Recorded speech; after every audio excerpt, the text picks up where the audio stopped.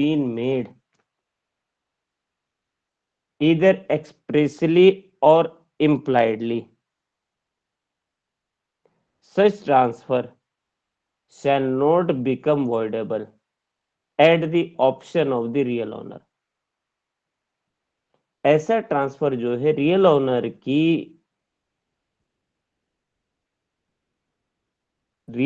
की कंसेंट पर वॉइडेबल नहीं होगा। क्यों वॉइडेबल नहीं होगा? Because the real owner has represented the ostensible owner as the owner of the property. He has purchased the property on the name of the on the name of the ostensible owner. A has purchased the property on the name of the B. अगर अब B कोई transfer करता है किसी property को, then A cannot declare such transfer as voidable and stating that B is not competent to transfer the property.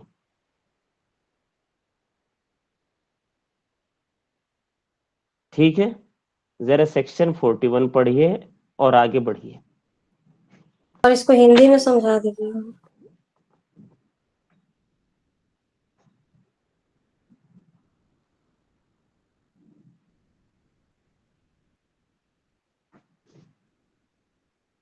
Hindi में ही था ये। हमने हिंदी में बताया कि जब दृश्यमान स्वामी, जब मूल स्वामी जो है एक प्रॉपर्टी को, एक संपत्ति को जो है खरीदता है, उसका संदाय करता है उस प्रॉपर्टी को किसी और के नाम पर, और वो व्यक्ति अगर ऐसी संपत्ति का अंतरण करता है with the consent of the real owner, वास्तविक स्वामी की कंसेंट से, चाहे वो एक्सप्रेस हो या इम्प्लाइड कंसेंट हो, अगर करता है तो ऐसा नहीं कहा जाएगा कि रियल ओनर की कंसेंट से नहीं किया गया और रियल ओनर उसको वर्डेबल नहीं डिक्लेयर करा सकता। पढ़िए जरा 41।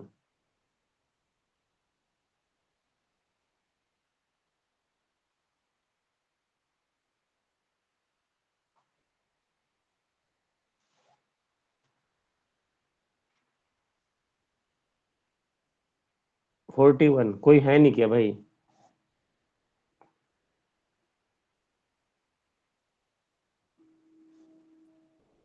रुचि, सर मैं तो नहीं पढ़ पाऊंगी। Vaibhavi, sir it's a request कि आप किसी और से पूछ लीजिए क्योंकि नेटवर्क बहुत ज्यादा खराब आ रहे हैं। तो रहनुमा। Section 41, transfer by ostensible owner, where with the consent express or implied of the persons interested in immovable property, a person is the ostensible owner of such property and transfers the same for consideration. The transfer shall not be voidable on the ground that the transferor was not authorized to make it. समझ में Provided आया? समझ में आया? यहाँ तक छोड़ दीजिए अभी। Yes sir. yes, sir. ठीक है। क्या कह रहा है? कह रहा है कि अगर कोई पर्सन जो ऑस्टेंसिबल ओनर बनाया गया है, जो हमारे रजिस्ट्रेशन में बी है, सर्वेंट है, जब उसके नाम पर कोई संपत्ति खरीदी गई है और एट वर्ल्ड लार्ज ये दिखाया गया है कि he is the owner of the property, then he may transfer such property with consideration to any other person transferee. तो आगे कह रहा है कि जब ट्रांसफरी जो है ऐसी प्रॉपर्टी को खरीद रहा था विद कंसिडरेशन, उसको ले रहा था, तो now it is the duty of the transferee to assure that the person who is transferring the property must have the right to transfer such property. उसको पावर होनी चाहिए ऐसी प्रॉपर्टी को ट्रांसफर करने की। प्रोवाइडेड पड़ी है। Provided that the transferee, after taking reasonable care to ascertain that the transferor had power to make the transfer, has acted in good faith.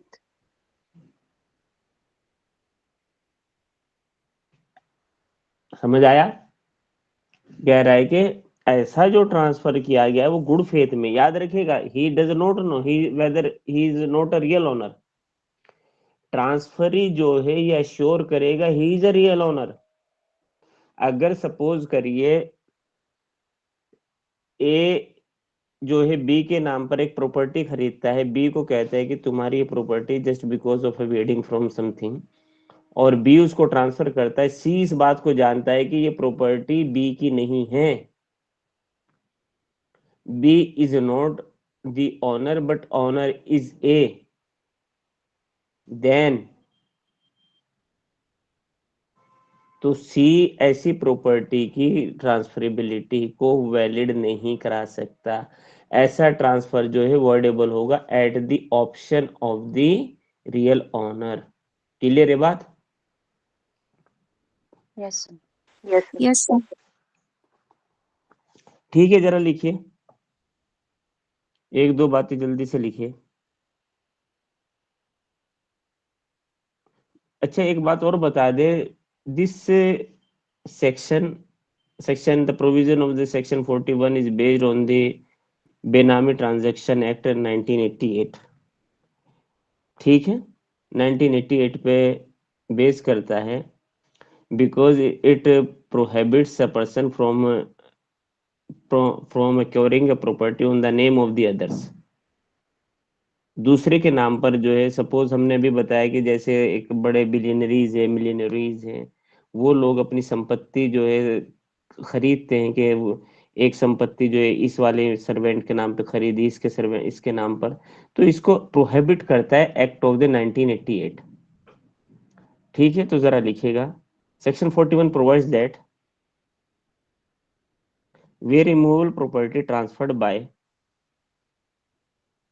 where immovable property transferred by an ostensible owner with the express or implied consent of real owner,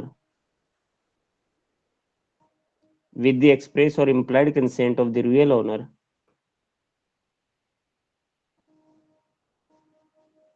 it cannot be denied by the real owner,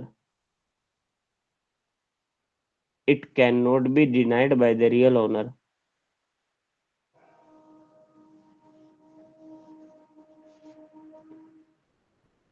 provided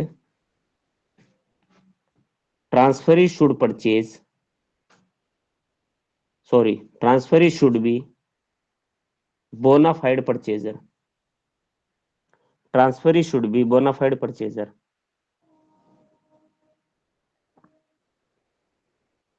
बेनामी transaction क्या होता है, दो line में लिख लीजिए जल्दी से। व्हाट इज बेनामी ट्रांजैक्शन? बेनामी transaction means any transaction in which property is transferred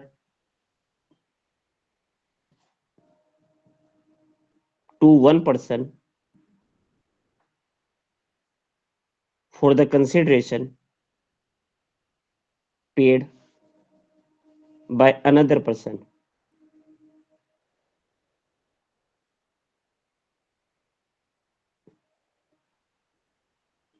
This act provides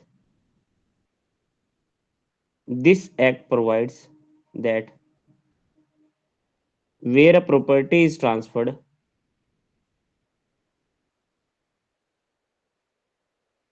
बेनामी, ब्रैकेट में लिखिएगा बेनामी का क्या नाम होता है, in the name of the other,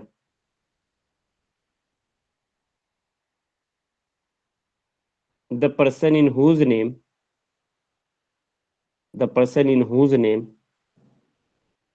property is held shall become real owner। लिखिए जल्दी से, पहला एसेंशियल एलिमेंट लिखिए, essential elements of section 41। Number 1,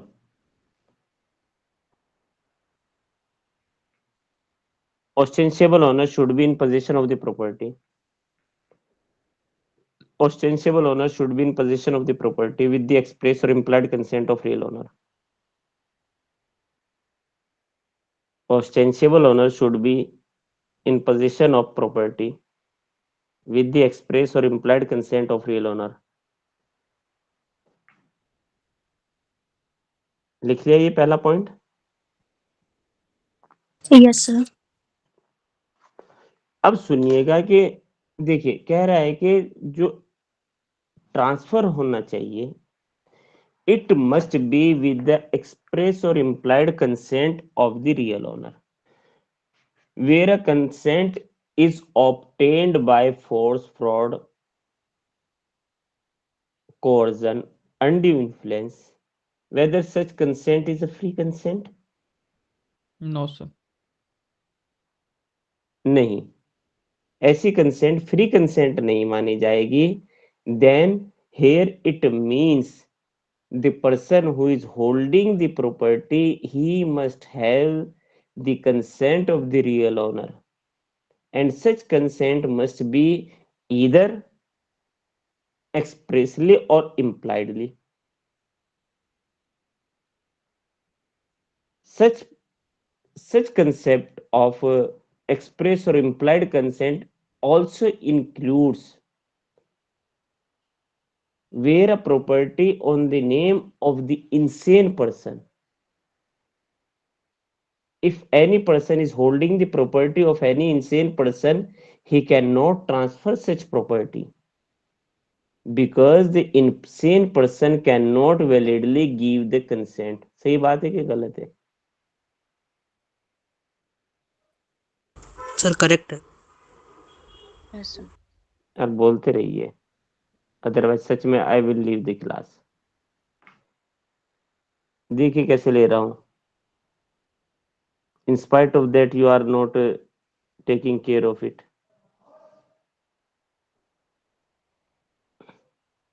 And where a person who is a child and who is unable to render consent, and if any person who is a legal guardian of the minor, whether such property can be transferred such guardian. Yes sir. Yes, sir. Yes sir. नहीं की जा सकती भाई। कहाँ से? हर्ष, practically भी नहीं की जा सकती। बट सर थ्रू गार्जियन तो करी जा सकती है ना, अगर माइनर है तो गार्जियन। ट्रांसफर प्रॉपर्टी ट्रांसफर नहीं कर सकता जनाब।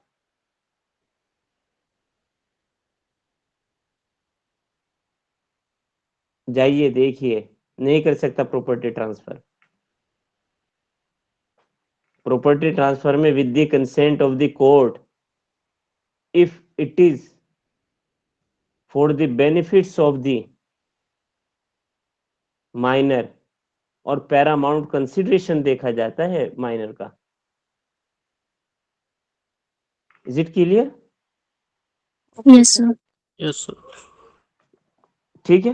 अब जल्दी से माइनर जी का जी जी, प्रॉपर्टी लीज दिया जा सकता है ना? माइनर की प्रॉपर्टी लीज दिया जा सकता है with the consent of the court. If हाँ, एब्सोल्यूट ट्रांसफर नहीं हो सकता। If it is for the benefits of the minor it can be. ठीक है, जल्दी आ जाइए। अब पहला क्या है? What is the first essential element of the transfer by ostensible owner? Ostensible owner should be in possession of property with express and implied consent of the real owner. ठीक है, रियल ऑनर की consent से position में होना चाहिए। अब suppose करिए, एक हम आपको फैक्ट बताते हैं। एलेक्जेंडर एक पर्सन है हु रिजाइड इन कलकत्ता। कलकत्ता में रहता है। उनकी एक मिस्ट्रेस है। मिस्ट्रेस का नाम है बुन्नो बीबी, अगर वैसे कहे तो बानो बीबी। बुन्नो बीबी, और बुन्नो बीबी की ही 2 बच्चे हैं, जिनमें से एक का नाम है मैक्यूइन। क्या नाम है? मैक्यूइन। मैक्विन। अब ये जो अलेक्जेंडर है, ये अपनी जो मिस्ट्रेस है, मिस्ट्रेस किसे कहते हैं भाई?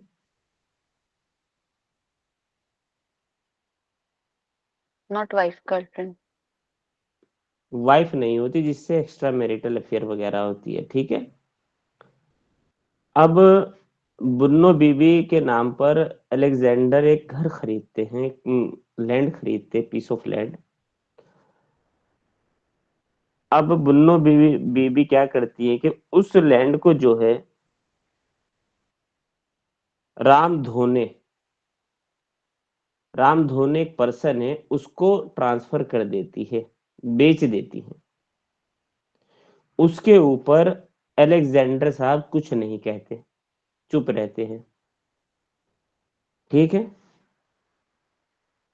अब जो है इस बात से मैक्विन को परेशानी होती है कि यार ये प्रॉपर्टी तो अब्बा की है, हमारे अलेक्जेंडर की, अम्मा इनको ट्रांसफर कर दे रही हैं। अब्बा की डेथ हो गई। अब्बा की डेथ के बाद जो है the McQueen has filed a case against the Ram Dhone, RAMDHONE, Ram धोने या राम धोने, जो भी वर्ड नाम प्रोनाउंस किया जाएगा, ठीक है। राम धोने के नाम जो है एक सूट फाइल करती है और कहती है the transfer the property which is transferred by the Banno Bibi, the Banno Bibi was not entitled to transfer the property। ठीक है, बात यहां तक समझ में आ रही है case? Yes sir. Yes, sir. ठीक है। अब जो है बन्नो बीबी की भी डेथ हो जाती है। अब बन्नो बीबी भी नहीं है और उधर जो है मैक्विन है। इधर जो है राम धोने की भी डेथ हो जाती है। राम धोने की जगह एक नाम आता है राम कुमार कुंदू, धोने का लड़का। अब कोर्ट में मामला जाता है हाई कोर्ट में, तो कलकत्ता हाई कोर्ट कहती है yes the transfer made by the high court of the Calcutta has observed that the transfer made by the Banno Bibi was not valid because she was not the real owner of the property। Clear है? Yes sir. Yes appeal में मामला Privi council गया। Privi council ने मामले को सुना और Privi council में राम कुमार कुंदू ने ऑब्जेक्ट किया और कहा कि sir at the date of the transfer when she has transferred the property to my father Ramdhone, the Alexander who was the real owner of the property was present। When he was present, he was not objected the transfer made by the Banno Bibi। It means he has implied consent। Privi council की बात समझ में? And the Privi council has set aside the decree passed by the Calcutta High Court and observed that the McQueen is not entitled to get the possession of the property and the transfer made by the ostensible owner Banno Bibi was valid। Valid. Clear है बात? Yes sir. Yes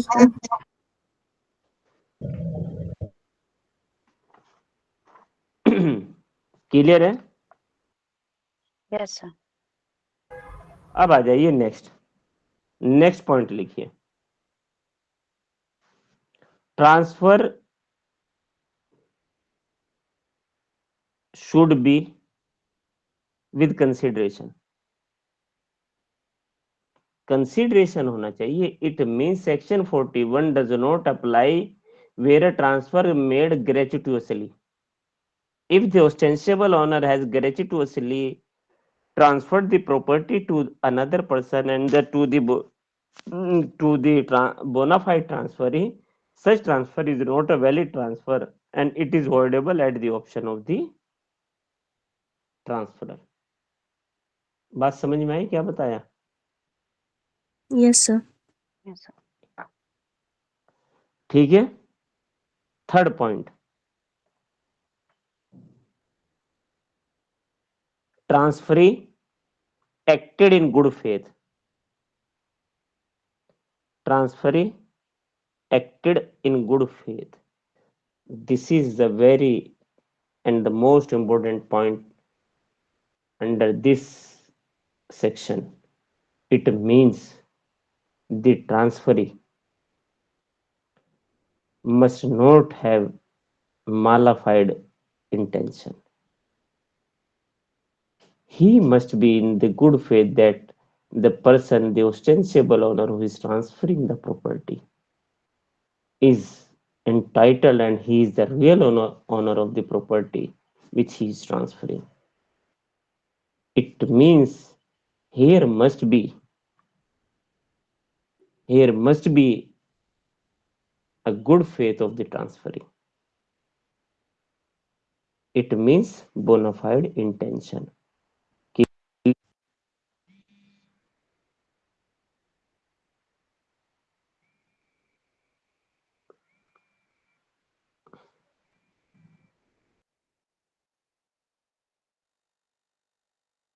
sound नहीं आ रही है sir. Sir voice नहीं आ रही।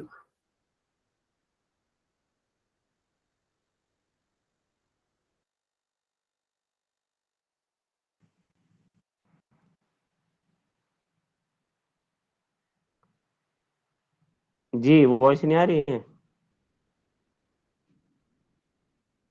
अब आ रही है। Yes, sir. अब आई है। अब आ रही है। Next point,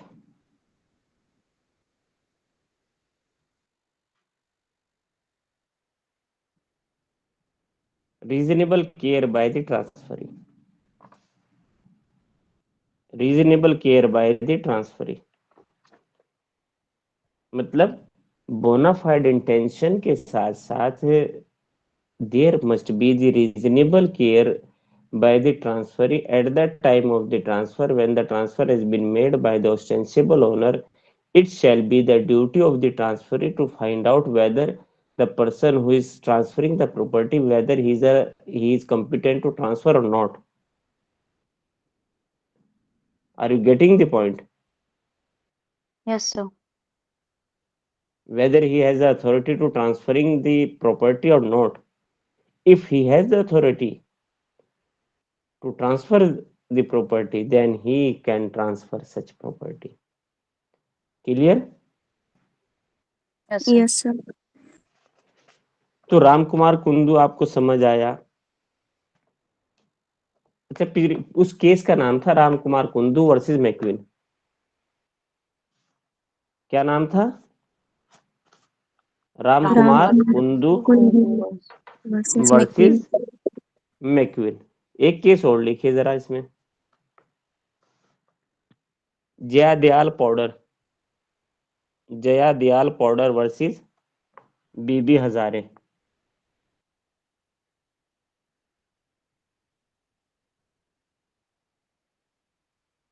In this case, Supreme Court has observed that case का नाम है Jaya Dayal Poddar versus Bibi Hazare. In this case, Supreme Court has observed that whether a person is an ostensible owner,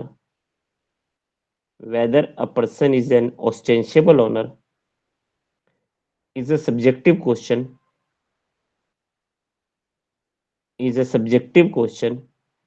to be decided on the basis of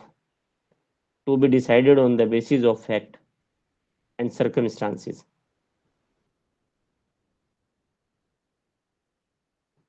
ठीक है? अच्छा, हमने एक चीज पढ़ी थी, हमने एक चीज आपको बताई थी कि the transferor cannot object the transfer. The transfer shall not be voidable at the option of the transferor. Why it is? क्यों नहीं होगा? बताइए मुझे, एनीवन? क्या सर क्वेश्चन क्या है? क्वेश्चन ये है कि जहां पर ट्रांसफर किया गया है ऑस्टेंसिबल ऑनर के द्वारा, रियल ऑनर क्यों उस ट्रांसफर को वॉइडेबल डिक्लेयर नहीं करा लेता कोर्ट से, ये कहकर कि सर सर क्योंकि जो इसने ट्रांसफर किया है वो ट्रांसफर वैलिड नहीं है क्योंकि इनको अधिकार नहीं था ट्रांसफर करने का। ये रियल ऑनर नहीं है, रियल ऑनर हम हैं सर। जी। सर सर क्योंकि उसकी एक्सप्रेस और इम्प्लाइड कंसेंट थी ना। Consideration sir. Consideration?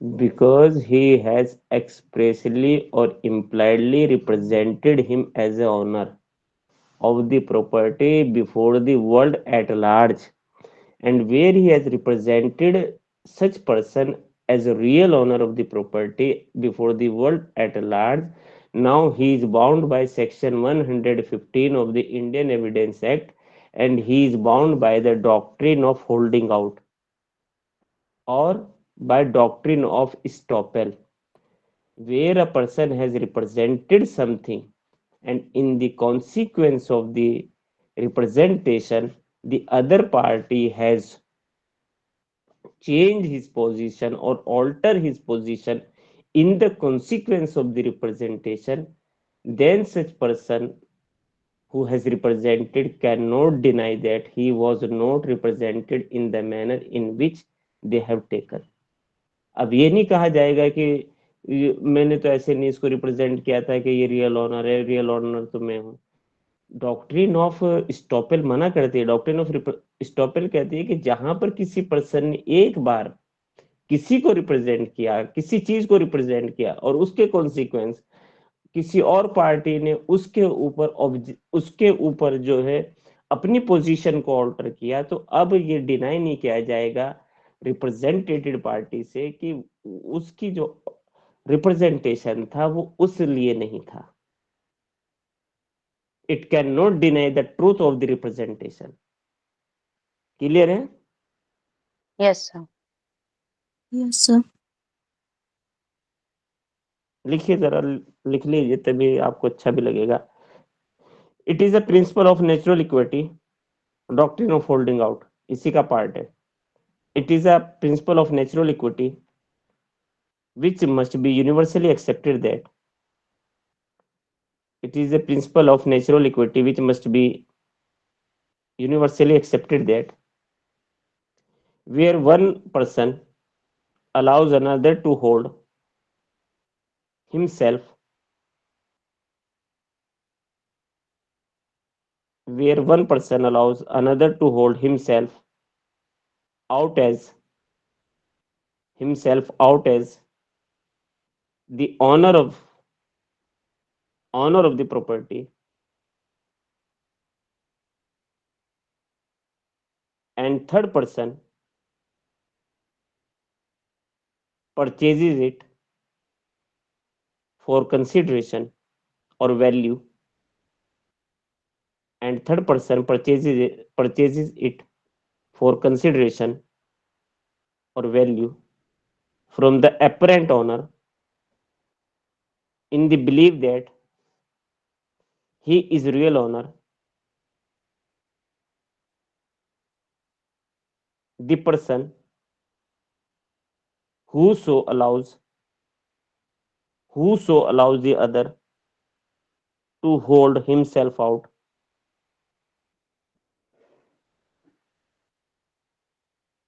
whoso allows the other to hold himself out shall not be permitted to recover upon the secret title,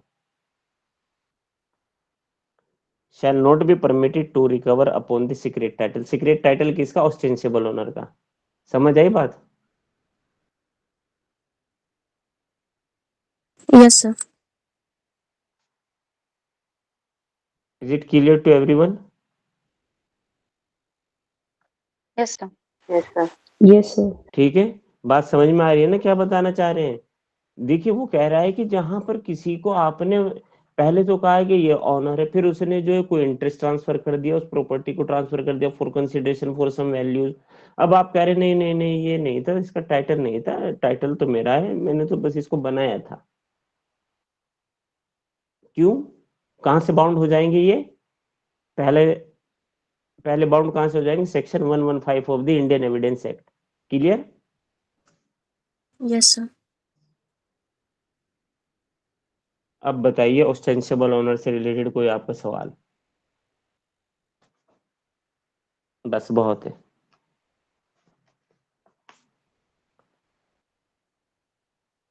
clear है ना? Yes, sir. जी sir. Yes sir. अब आ जाइए सेक्शन 43। अब यही उसका पार्ट है, nemo dat quod non habet, है ना? अभी आपने पढ़ा कि सर इलेक्शन वाला मामला हमने बताया कि where a person professes to transfer the property which he has no right and in the same transaction confer some benefit to the owner of the property. Now it is up to the owner either to elect or to relinquish the benefit, है ना? ये हमने पढ़ा। उसके बाद हमने पढ़ा where a person has transfers a property with the express or implied consent of the real owner for consideration, the real owner shall not declare such transfer as voidable। ठीक है, ये बात समझ में आ रही है ना कि कोई ऐसा पर्सन ट्रांसफर कर रहा है जो ऑथोराइज नहीं है? Yes no? Yes, sir. तो इसी का एक पार्ट है सेक्शन 43। सेक्शन 43 कहता है कि transfer by the unauthorised person, transfer of property by the unauthorized person, this is the basic principle of the transfer of property, that where a person who is not the owner of the property and where the person who is not entitled to have the possession or have the right over the property, he cannot transfer such property. But there are some provision which states that the transfer can be made by the person who besides the owner can transfer the property. The first one was the section 35, another one 41, and in this series the last one is section 43. 43। अच्छा, होता क्या है ये? What is it? है क्या ये transfer by unauthorised person? ये कह रहा है, अच्छा इसी को लिख लेना, ट्रांसफर बाय अनऑथराइज्ड पर्सन या feeding the grant bye estoppel. पूछा जाता है feeding the grant bye estoppel कौन से सेक्शन में है?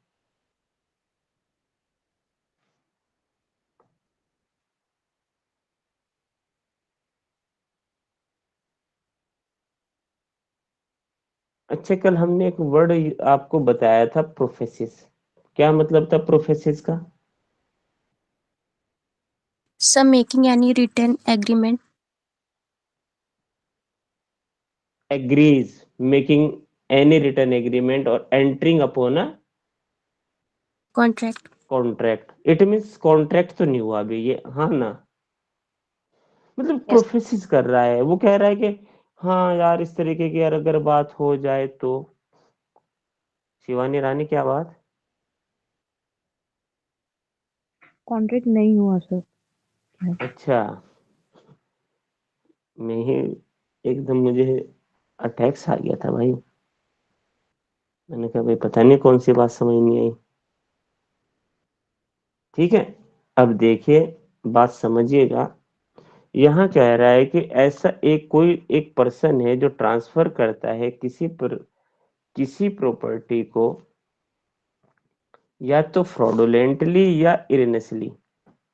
इरेनियसली मीन्स बाय मिसरिप्रेजेंटेशन,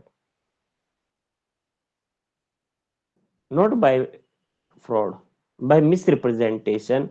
अपने आप को रिप्रेजेंट करता है कि वो ऑथोराइज्ड है ट्रांसफर करने के लिए। ऐसी प्रॉपर्टी को ट्रांसफर करता है कैसे? प्रोफेसिस करता है। याद रखिएगा, प्रोफेसिस वर्ड यूजेस में भी अंडरलाइन करिएगा। Professes to transfer the property for the consideration.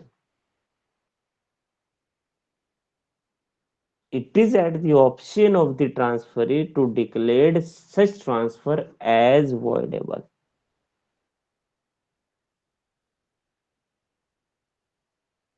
समझे बात? ये जो है ट्रांसफरी के ऊपर है कि ट्रांसफरी चाहे तो ऐसे कॉन्ट्रैक्ट को वैलिड करा सकता है और वॉइडेबल करा सकता है। For example, where a person fraudulently or erroneously represent himself that he is authorized to transfer a property to another person and professes to transfer a property in which he is not entitled to transfer. If he transfers such property to such transferee, it is at the option of the transferee to declare such transfer as voidable or declared it as valid, or he may compel or bound a person when he get the interest in the property he has to be transferred to such transferee. For example, A professes to transfer to B a property. A professes to transfer a property fraudulently to B in which he is not authorized to transfer and represent himself that he is authorized to transfer a property, and B in the transferring of the property has paid the amount for such property.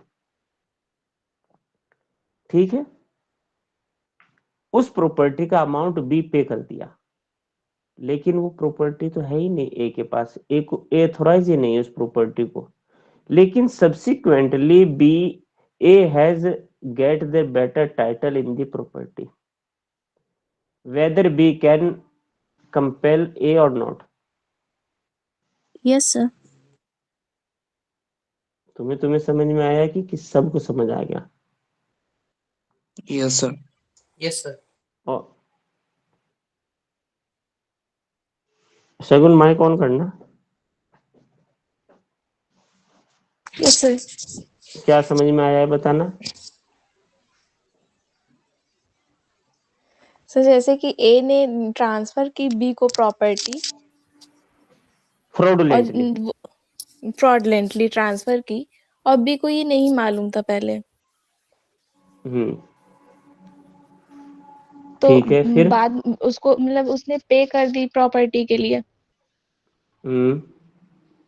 तो बाद में B को पता चलता है, तो B मतलब उसको मतलब प्ली कर सकता है उसके बहुत अगेंस्ट, सही। ए के अगेंस्ट। देखिए बाद में क्या है कि subsequently A acquires the better title in the property, then B may compel the A to transfer the property. ये बात क्लियर है कि नहीं? Yes, sir. डॉक्ट्रिन ऑफ जरा सेक्शन प्रॉपर्टी 4 स्टॉपर लगेगा ना सर इसमें? स्टॉपेल लग जाएगा ना, फीड कर रहा है ग्रांट बाय स्टॉपेल, हमने पहले लिखवा दिया feeding the grant bye estoppel, estoppel के द्वारा फीड किया जा रहा है ट्रांसफरी को। अब ट्रांसफरी देखिए, अभी आप इसमें एक बहुत शानदार चीज पढ़ने वाले हैं, जबकि ये प्लीज ले सकता है कि sir I do not have the property, अभी तो प्रॉपर्टी मेरे पास है ही नहीं, what how I can process to transfer the property which I do not have. पासा माइक ऑफ कीजिए।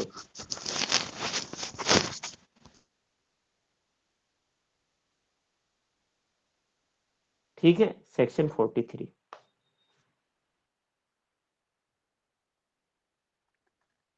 Section 43. Transfer by unauthorized person who subsequently acquires interest in property transferred.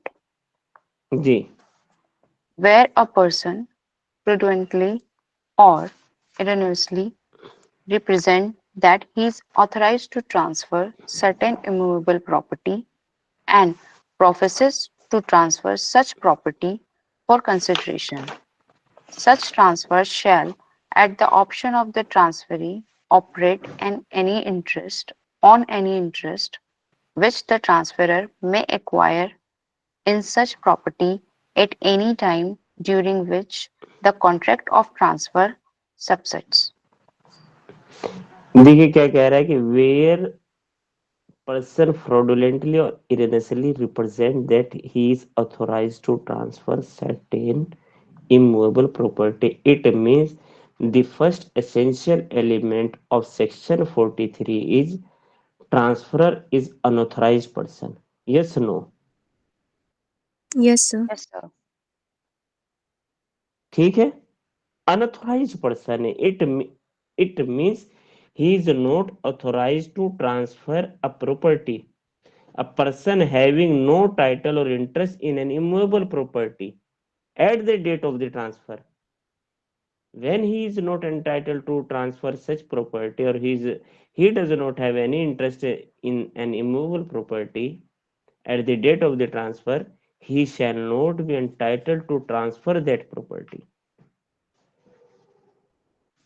And if he transfers such property without an authority, the transfer is called the transfer by unauthorized person. Clear है बात? Yes, sir. एक तो उसका interest नहीं है, कोई title नहीं है, कोई इंटरेस्ट नहीं है मूवेबल प्रॉपर्टी में at the date of the transfer, उसके बाद भी वो ट्रांसफर कर दिया, तो कहा जाएगा कि अनऑथोराइज्ड पर्सन के द्वारा ट्रांसफर किया गया है.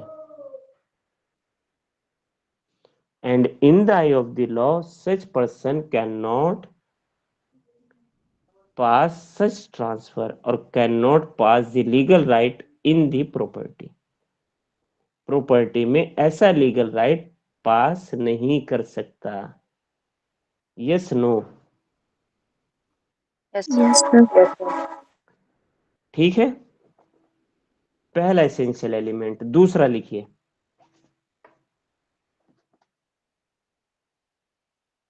देयर मस्ट बी फ्रॉडुलेंट और इरिनस रिप्रेजेंटेशन. फ्रॉडुलेंट और इरिनस representation.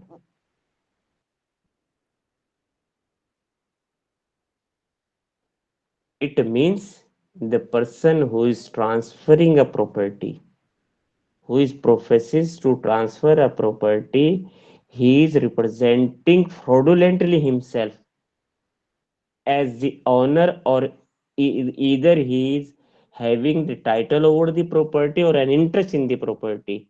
He is representing himself as erroneously or fraudulently.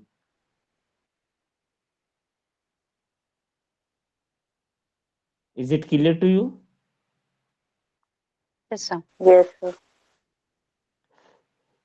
It means the false statement is made by the transferor either fraudulently or erroneously. Erroneously means innocently, misrepresentation. Clear है बात? Yes, sir. Yes sir. Third condition लिखिए. Third condition, transfer is for consideration. ये तो हम पढ़ते ही आ रहे हैं, transfer consideration के लिए होना चाहिए. याद रखिएगा, the principle of the transfer of property protect the bona fide purchaser. Bona fide purchaser जो होता है उसको प्रोटेक्ट करता है हमारे ट्रांसफर प्रॉपर्टी एक्ट के प्रिंसिपल्स. ठीक है, तो यहाँ जो राइट्स है, जो ट्रांसफर होना चाहिए, वो कैसा होना चाहिए? Transfer is for the consideration. It means where a person professes to transfer either fraudulently or erroneously in which he does not have the title or interest in the property, such transfer must be for the consideration. There must not be any transfer which is not a transfer for non-gratuitous act. If it is not a non-gratuitous and it is gratuitous, it shall not be applicable. Clear? Yes, sir. Yes, अब आ sir. जाइए next point, subsequent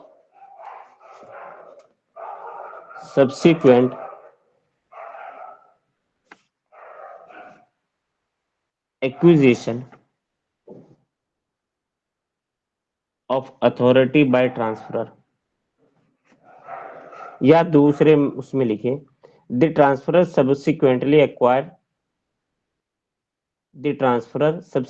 acquire authority for title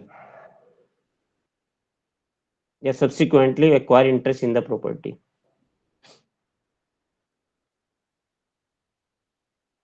ठीक है, ये है main मुद्दा। आपने कहा कि सर जो ये subsequent acquisition of the interest है, acquisition of authority by the transferor है, where a person who is getting the property subsequently, बहुत टेक्निकल पॉइंट है, इसको उस लेवल पे समझ लीजिएगा। मेरा कहने का मतलब है कि अगर कोई पर्सन किसी प्रॉपर्टी को प्रोफेस करता है ट्रांसफर करने के लिए जो उसकी है ही नहीं है, अभी हमने ए में तो पता लगा कि कैसे भेजा, सेक्शन 35 में पता लगा कि कैसे उसने ट्रांसफर किया, सेक्शन 41 में, लेकिन यहाँ तो पता ही नहीं कि अभी तो उसकी प्रॉपर्टी ही नहीं है। अनऑथराइज तो सही बात है कि अनऑथराइज है, लेकिन वो प्रॉपर्टी कौन सी प्रॉपर्टी है, कौन सी प्रॉपर्टी की बात कर रहे हैं। फॉर एग्जाम्पल, अगर कोई पर्सन एक पर्सन है, ए नाम का एक व्यक्ति है जो अपने, उसके फादर हैं बी, ए एक पर्सन है, उसके फादर बी हैं who is Hindu, and partition हुआ, सेपरेशन हुआ दोनों में। At a time of the separation कुछ प्रॉपर्टी थी जो ए के हिस्से में आई, ठीक है,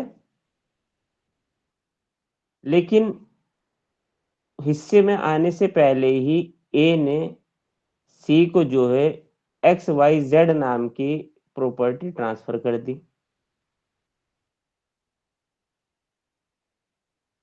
बाद में सी को पता लगा, जिसको ट्रांसफर ही है, पता लगा कि सी के जो Z नाम की प्रॉपर्टी है, जो फील्ड है, जो ग्राउंड है, वो तो ए का नहीं है बल्कि उनके अब्बा का है। अब्बा अभी जिंदा है। सब्सिक्वेंटली कुछ सालों के बाद अब्बा की मृत्यु हो गई बी की, ए लीगल एयर हो गए प्रॉपर्टी में, जेड नाम का फील्ड भी ए के पास आ गया जो ऑलरेडी ट्रांसफर कर चुका है सी को। तो क्या सी कंपेल कर सकता है ए को ट्रांसफर करने के लिए जेड नाम का फील्ड या नहीं? यस सर, कर सकता है। इलिस्ट्रेशन पढ़ दो। Illustration. A Hindu who has separated from his father B, sells to C three fields X, Y, and Z, representing that A is authorized to transfer the same. Of these fields, Z does not belong to A, it having been retained by B on the partition, but on B's dying, A as heir obtains Z. C, not having rescinded the contract of sale, may require A to deliver Z to him. किसको समझ नहीं आया दोबारा समझा देंगे।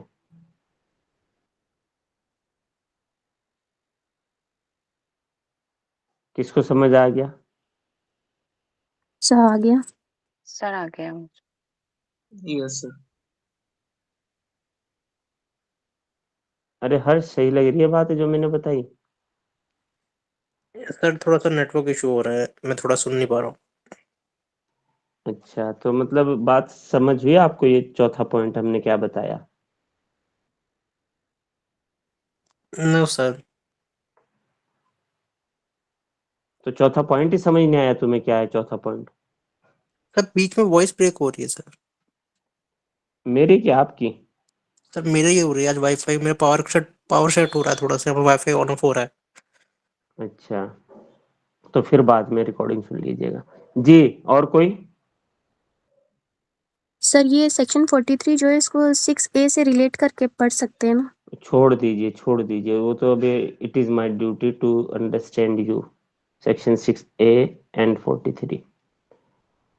इससे पहले बताइए, जहां तक बताया ये फोर्थ पॉइंट शगुन क्लियर है? ऐसे थोड़ा थोड़ा क्लियर है, थोड़ा थोड़ा नहीं है। रीजन क्या नहीं है क्लियर? वो कह रहा है कि अगर जो अभी आपने कहा कि जहां ए ने फ्रॉडुलेंटली ट्रांसफर की थी, ए जानता था इस बात को, जो जेड नाम का जो फील्ड है वो अब्बा का है, वो पिताजी का है, वो डैडी का है, वो पॉप का है। उसके बाद भी उसने एक्स वाई जेड तीनों ही फील्ड ट्रांसफर कर दिए सी को। अब पार्टीशन में भी जेड फील्ड जो है गया है अब्बा के पास, पिताजी के पास, लेकिन पिताजी की कुछ ही सालों में डेथ हो गई। सी ने कॉन्ट्रैक्ट को रिसाइंड नहीं कराया था, खंडित नहीं किया था, कॉन्ट्रैक्ट का विखंडन नहीं किया था। उसके बाद जो है पाशा माइकॉफ, उसके बाद जो है अगर बी की डेथ हो जाती है, आई विल रिमूव यू।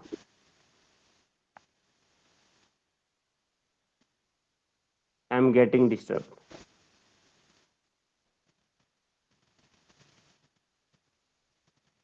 ठीक है।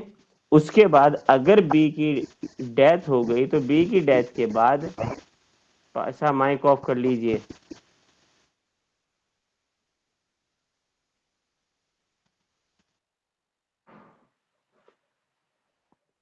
ठीक है। बी की डेथ बी की डेथ के बाद, बी की डेथ के बाद अब ये क्वेश्चन है कि जब प्रॉपर्टी एज एन एयर ए को मिली बी की, तो क्या जेड नाम के फील्ड को सी ले सकता है कि नहीं? ले सकता सर, ले क्यों सकता ले है। सक ठीक है, ले सकता है, यस नो? Yes sir.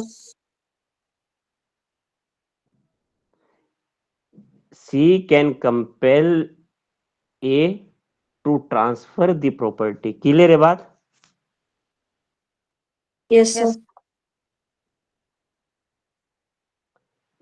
जी जल्दी से बताइए, कोई सवाल यहाँ? सर। देखिएगा जी।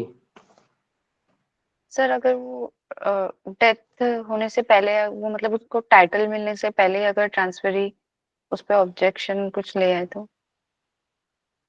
क्योंकि अभी तो उसको टाइटल ही नहीं मिला ना। ये टाइटल मिलने के बाद ही तो मांग सकता है ना वो। क्योंकि देखिए, ट्रांसफरी के पास दो ऑप्शन है। At the option of the transferee shall have the two option, either to resign the contract और टू वैलिड और to wait for the getting of the better title of the transfer. Clear है बात? या जी। तो वो wait करे कि कब इसको बेटर टाइटल मिलेगा। अब जैसे ही बेटर टाइटल मिलेगा वो उसको, लेकिन यहाँ एक बात और बता दे, सपोज करिए कि अभी जो है, यही इंग्लिश लॉ और इंडियन लॉ का डिफरेंस है, याद रखिएगा जो बताने जा रहा हूँ, बहुत गौर से सुनिएगा। इसी एग्जाम्पल में जो जेड नाम का फील्ड था वो ए को मिला after the death of the B. B father है ए के। अगर सपोज करिए बी की डेथ हुई 1 जनवरी को, और जैसे ही ये फील्ड ए को मिल गया, ए ने जेड को फिर दोबारा से जेड नाम के फील्ड को एक्स को बेच दिया, किसी मतलब के पी को बेच दिया, पी नाम का व्यक्ति है, पी नाम के व्यक्ति को जेड नाम का फील्ड दोबारा से बेच दिया, तो ऐसा ट्रांसफर वैलिड होगा, याद रखिएगा। यस सर, टाइटल मिलने के बाद उसने जिसको बेचा। ये तो पहले बेच चुका था, आपका ये ऑब्जेक्ट आना चाहिए ना मेरे इस सवाल पे कि सर जो तू ये तो वो पहले ही बेच चुका, किसको, सी को, तो अब कैसे बेच सकता है। तो कहा गया कि when the transferor get the better title in the property which has already been transferred to the prior transferee, जो प्रायर ट्रांसफरी को ट्रांसफर की थी वो सब्सिक्वेंट ट्रांसफरी को, मतलब कि जो अब इनने बाद में ट्रांसफर किया है, तो वो ट्रांसफर वैलिड होगा। Is it clear to you? Yes sir. Yes, sir. ठीक है, क्लियर है। लेकिन इंग्लिश लॉ में automatically when the transferor get the better title in the property he shall get the transfer shall get the interest in such property. English law में और Indian law में ये difference है। Clear? जी sir. अब आ जाइए, what is the distinction between section 6A सेक्शनीज and 43। The transfer under section 6A is void ab initio. Yes, no? कर ही नहीं सकता। mere apparent to become an heir where mere succeeding an interest in over the property cannot be transferred, and if such transfer is made, such transfer is void ab initio. But transfer under section 43 is voidable at the option of the transferee. पहला difference. लेकिन main difference इसमें ये सवाल है, जरा सुनिएगा, समझिएगा कि अगर कोई ट्रांसफर, वहां भी हमने बताया था कि एक पर्सन जिसके फेवर में विल एग्जीक्यूट हुई है और वो अगर कोई ट्रांसफर करता है तो ऐसा ट्रांसफर वॉइड है। और यहाँ भी तो किसी ऐसी प्रॉपर्टी का ट्रांसफर किया जा रहा है जो प्रॉपर्टी उसके पास है ही नहीं, फ्यूचर प्रॉपर्टी है सपोज, यस सर। या यहाँ वॉइडेबल है वो ट्रांसफर, तो वो सेक्शन 6A में जाएगा कि सेक्शन 43 में जाएगा। ये क्वेश्चन उठा था, केस का नाम लिखिए, जुमा मस्जिद वर्सेस कोडी मनिंद्रा। जुमा मस्जिद वर्सेस कोडी मनिंद्रा। देखिए इस केस में हुआ क्या था। जुमा मस्जिद वर्सेस कोडी मनिंद्रा में एक पर्सन है जो 300 रुपीज जो है एक शेयर है, कुछ ज्वाइंट प्रॉपर्टी में शेयर है जो 300 रुपए में मस्जिद को बेच देता है। शेयर कैसा है? अपरेंट शेयर है, अभी शेयर मिला नहीं है, only an apparent share. Apparent का मतलब दो the person is not having the interest at a present in such property but he will have the interest in the future. ऐसा शेयर जो है जामा मस्जिद को बेच दिया 300 रुपए में। सब्सिक्वेंटली वही पर्सन उस प्रॉपर्टी में इंटरेस्ट पा लेता है। Who has transferred the property to the Jama Masjid? Jama Masjid को जो प्रॉपर्टी ट्रांसफर की थी, transferor having the interest in such property.